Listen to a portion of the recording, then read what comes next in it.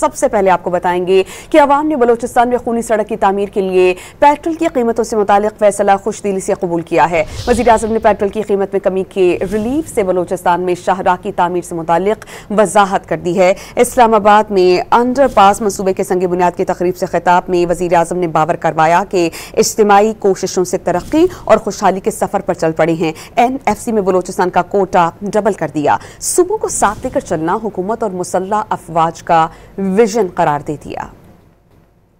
بلوچستان کے عوام کے لیے جو تحفہ دیا ہے،